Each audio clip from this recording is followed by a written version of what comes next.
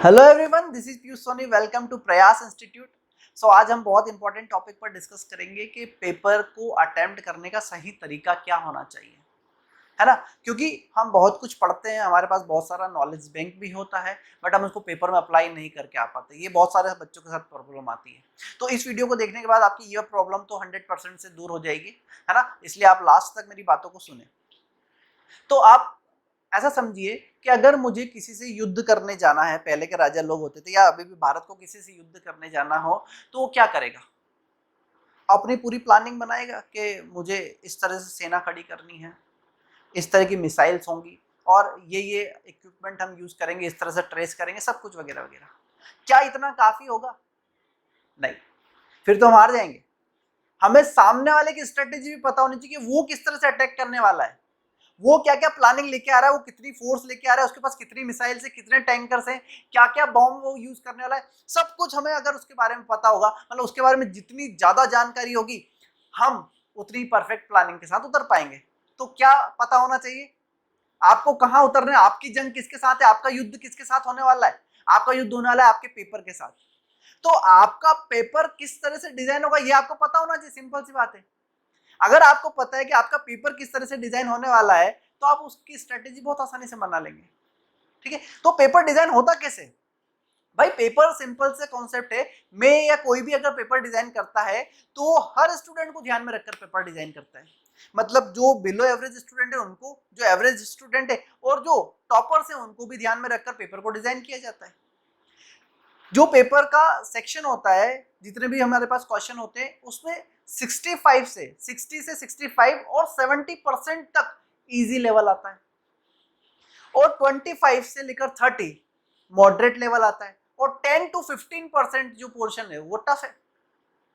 Max to max 20% tough हो जाएगा, पर जिस दिन 20% टफ हो जाएगा उस दिन पेपर को बहुत टफ बोल दिया जाएगा। ठीक है, मॉडरेट को भी आप टफ में काउंट कर लो, चलो तो 60 से 65% तो आपके पास कैसा आ रहा है, इजी पोर्शन आ रहा है। तो सबसे पहला फोकस उस पर होना चाहिए कि इजी कौन है, मतलब कमजोर कौन है, उसको सबसे पहले गिरा दो तो ताकत आधी हो जाएगी, है ना। तो हमें ये समझ में आ रहा है कि 65 से 60% या मैक्सिमम 70% भी जा सकता है ये चीज। तो वो इजी पोर्शन आ रहा है, हमें सबसे पहले उस पर फोकस करना है, उस पर अटैक करना है। अब अटैक कैसे करेंगे, मतलब ये तो समझ में आ गया कि ऐसा इजी होगा, ऐसा मॉडरेट, ऐसा टफ। हम कैसे करेंगे? तो उसके लिए सही तरीका क्या होना चाहिए? जैसे इसके पहले हम करते थे 10th क्लास में कि पूरा पेपर रीड किया, उसमें से हमें पता चल गया ये क्वेश्चन हमारे करने वाले फर्स्ट में है और फिर हम सेकंड में इनको करने के बाद देखेंगे कि अब आगे क्या करना है। बट यहाँ ऐसा नहीं हो सकता, क्योंकि यहाँ पर अगर नीट के बच्चों की बात करें तो उनके पास जो क्वेश्चन है वही 180, अगर उसको पढ़ेंगे तो 1.5 घंटा उसी में लग जाएगा, तो 1.5 घंटे में सॉल्व नहीं कर सकते। या जेई के स्टूडेंट्स की भी बात करें तो उनके पास 90 क्वेश्चंस होते हैं, वो भी अगर एक बार पढ़ना स्टार्ट करेंगे तो 1 घंटा तो उनको लग ही जाएगा पूरे क्वेश्चंस पढ़ने में। तो ये स्ट्रेटेजी तो गलत होगी कि हम पूरा पेपर पहले पढ़े फिर उसके अकॉर्डिंग प्लानिंग ले। नहीं, आपको फर्स्ट क्वेश्चन से स्टार्ट करना है। जहां से भी आप स्टार्ट करने वाले हैं, जो भी सेक्शन आपका फिजिक्स केमिस्ट्री बायोलॉजी या फिजिक्स केमिस्ट्री मैथ्स जो भी सेक्शन है, आप फर्स्ट मतलब केमिस्ट्री से स्टार्ट करना चाह रहे हैं तो केमिस्ट्री के फर्स्ट क्वेश्चन से स्टार्ट करें, पढ़े, आता है यस टिक करा, आगे बढ़े। मतलब आता है तो टिक कर दिया ना, फिर दोबारा आने की जरूरत ही नहीं उस पर। दूसरे तीसरे क्वेश्चन ऐसे करते जाएंगे। मतलब हमें पता है कि क्वेश्चन सॉल्व कैसे होगा और ये with in 1 to 2 minute solve हो जाएगा। जेई के अगर स्टूडेंट है तो मतलब अगर विद इन 2 मिनट भी सॉल्व हो जाएगा तो उसको सॉल्व कर देंगे, वो इजी में आ गया, हमारे पास इजी कैटेगरी में आ गया। तो ऐसे क्वेश्चन को सबसे पहले कर देंगे जो पढ़ते ही हमें पता चल रहा है आंसर क्या है, या हमें ये पता है कि सॉल्व एग्जैक्टली कैसे होगा और 1 से 2 मिनट में हो जाएगा। ऐसे क्वेश्चन को सॉल्व नहीं करना है जो हमें पता है कैसे सॉल्व होगा पर वो शायद 10 मिनट ले लेगा, हम इसको बाद में रखेंगे। मतलब ये मॉडरेट लेवल का हो गया, लेंथी जिसको बोल सकते हैं, मतलब मॉडरेट में डाल देते हैं उसको। तो इसको हम बाद में, इस सेक्शन को हम बाद में देखेंगे। पहले किस सेक्शन को देखना है? जो पढ़ते ही हमें पता चल गया इसका आंसर क्या होगा। या तो ऐसे क्वेश्चंस होते हैं कुछ केमिस्ट्री में तो होते ही, या फिर हम सॉल्व अगर करने बैठेंगे तो 1 से 2 मिनट में इसको बहुत इजीली सॉल्व कर देंगे। हमें एग्जैक्टली पता है कि कैसे सॉल्व होगा और 1 से 2 मिनट में सॉल्व हो जाएगा। ऐसे ऐसे क्वेश्चन सबसे पहले कर दिए।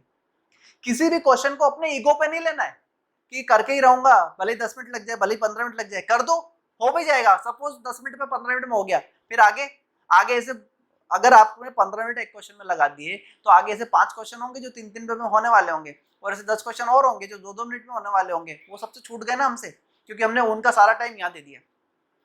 टाइम तो लिमिटेड ही है, 3 घंटे ही है। आप एक क्वेश्चन में 15 मिनट दे दो या एक क्वेश्चन में पूरे 3 घंटे दे दो, कोई फर्क नहीं पड़ता। तो इस तरह की प्लानिंग लेंगे। और अगर नीट का स्टूडेंट है तो वही देखिए कि क्वेश्चन या तो पढ़ते ही आंसर मिल जाए, हमें पता हो आंसर, ऐसा मैक्सिमम होता है, बायोलॉजी और केमिस्ट्री दोनों में यही होता है। फिजिक्स में सॉल्व करना पड़ता है, फिजिक्स का भी क्वेश्चन है सॉल्व कर रहे हैं, अगर 1 मिनट में हमसे सॉल्व हो रहा है तो ही उसको सॉल्व करेंगे, 2 मिनट भी लग रहे हैं तो हम उसको सेकंड अटेम्प्ट के लिए कर देंगे कि यार 2 से 3 मिनट लग जाएंगे, या थोड़ा सा कंफ्यूज हो रहा हूँ तो मैं उसको सेकंड अटेम्प्ट के लिए छोड़ दूंगा। मतलब आपका अगर ऑफलाइन पेपर है तो आप उसको 2 नंबर डालते जाएं जो आपको सेकंड राउंड में करने, और अगर आपका ऑनलाइन है तो मार्क फॉर रिव्यू करते जाएं जो आपको सेकंड राउंड में करते हैं। तो सेकंड राउंड में क्या करना है वो पता चल गया, फर्स्ट राउंड कंप्लीट हो गया। तो आप देखेंगे फर्स्ट राउंड में आप जेई वाले बच्चे 50 से 60% क्वेश्चन निकाल कर लेकर आ रहे हैं, मतलब इजी वाला सेक्शन पूरा निकाल कर लेकर आ रहे हैं, अगर उन्होंने प्रॉपर पढ़ाई करके रखी है। तो नहीं पढ़ाई करी तो उसका तो कुछ भी नहीं कर सकते, फिर तो कुछ भी नहीं निकलेगा। बट अगर प्रॉपर आपकी तैयारी है तो आप पहले ही राउंड में, मतलब पहले ही राउंड कहने का मतलब 1.5 से 2 घंटे के अंदर अंदर आप पेपर का 60% पोर्शन अपने फेवर में निकाल के लिए आए। अभी आपके पास कितना टाइम बचा हुआ है, 1 घंटा मिनिमम बचा हुआ है आपके पास, 1 घंटे से ज्यादा भी बच सकता है। उसमें आपको सेकेंड राउंड लगाना है, उसमें आप अगर 20 से 25% में ले आते तो आप देखो 85% आपका सेक्शन कंप्लीट हो गया। मतलब जहां आप 50% ही कर पा रहे थे वहां आप 80 से 85% कर पाएंगे। इतना बड़ा डिफरेंस आएगा अगर आप प्रॉपर प्लानिंग से चलेंगे तो यहाँ पर प्रॉपर प्लानिंग इंपॉर्टेंट है। और नीट का जो स्टूडेंट है वो भी देखेगा कि वो 60% से ज्यादा सेक्शन लेकर आ रहा है अपने फेवर में फर्स्ट राउंड में, और वो भी 1.5 घंटे में, और जो बचा हुआ सेक्शन उसके पास, उसके लिए 1.5 घंटा अभी भी बचा हुआ है, वो ट्राई कर सकता है उन क्वेश्चंस को जो नहीं आए। ठीक है,